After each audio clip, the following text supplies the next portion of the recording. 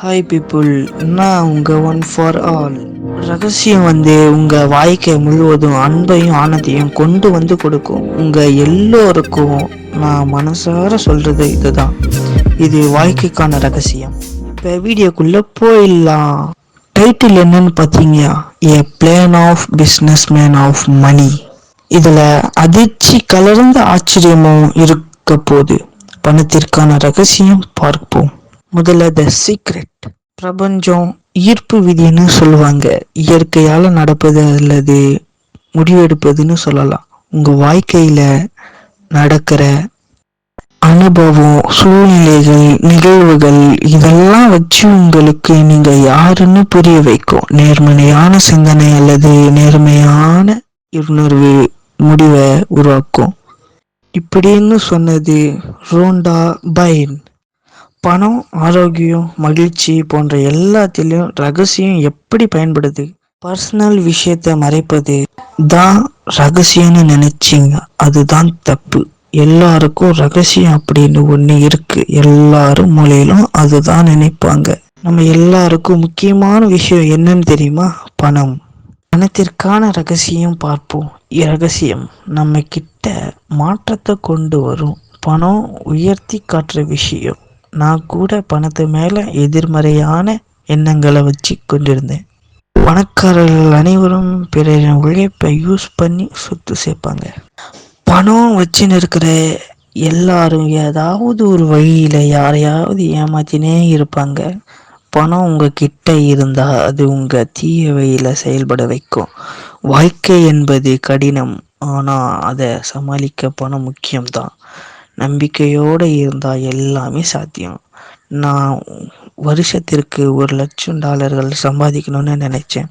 அப்போது நான் அதை எப்படி செய்ய போகிறேன் துளி கூட நினைக்கல. என்கிட்ட அதற்கான திட்டமும் இல்லை, எந்த வாய்ப்பும் இல்லை. ஆனால் நான் நம்பிக்கையோடு இருந்தேன். அதை உண்மைன்னு நினச்சேன். அதே மாதிரி நீங்களும் ஒரு நாள் ஜெயிப்பீங்க. உங்களை யாராலையும் வெல்ல முடியாது. அப்போது நீங்கள் மேலே இருப்பீங்க.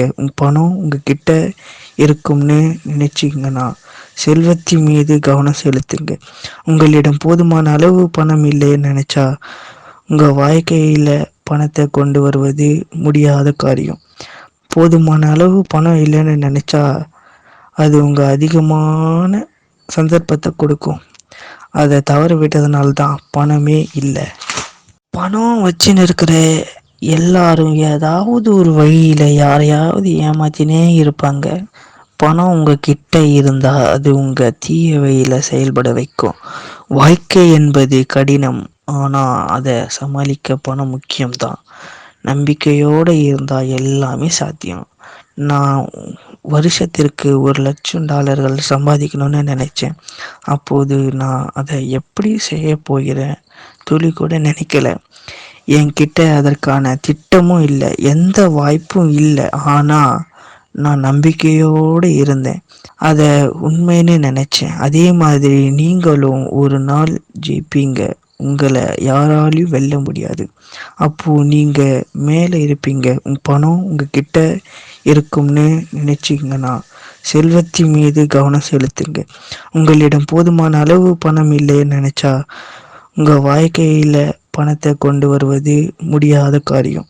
போதுமான அளவு பணம் இல்லைன்னு நினச்சா அது உங்கள் அதிகமான சந்தர்ப்பத்தை கொடுக்கும். அதை தவற விட்டதுனால்தான் பணமே இல்லை.